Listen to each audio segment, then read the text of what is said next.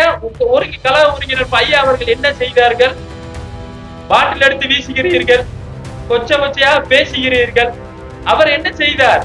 தலைமை கழகத்தை நொறுக்கி விட்டோம் என்று சொல்லுகிறீர்கள். உங்களுக்கு யாருக்காவது மனசாட்சி இருக்கிறதா? தலைமை கழகத்தை எங்க நொறுக்கினார்கள்? தலைமை கழகம் போறதற்கு 10 நாட்களுக்கு முன்னாடி கிட்டத்தட்ட 2000 ரவுடிகளை வைத்து, அதை கிளப்பாகவும் டான்ஸ் பார்களாகவும் 2000 ரவுடிகளை வைத்து தலைமை கழகத்தை அடித்துக் கொண்டிருந்தீர்கள். தொண்டர்களின் கோயிலான தலைமை கழகத்தை அடித்துக் கொண்டிருந்தீர்கள். அதை நாங்கள் கல ஒருங்கிணைப்பாளர்கள் போய் முறையிட்டோம்.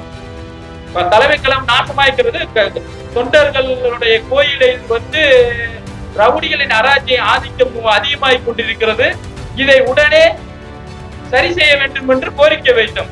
கல ஒருங்கிணைப்பாளர் எங்களுடன் வந்தார்கள். 2000 ரவுடிகளை விரட்டி அடித்தோம். அதற்கு கோயிலை உடைத்தோம் என்று பொய் சொல்வது எந்த விதத்தில் நியாயம்? வாட்டர் பாட்டில் வீசினீர்கள், எந்த விதத்தில் நியாயம்? 11 எம்எல்ஏவை கொண்டுட்டு ஆதரவு தெரிவித்தோம். ஏன் அன்னைக்கே ஒருங்கிணைப்பா தேவையில்லைன்னு போக முடியுதானே?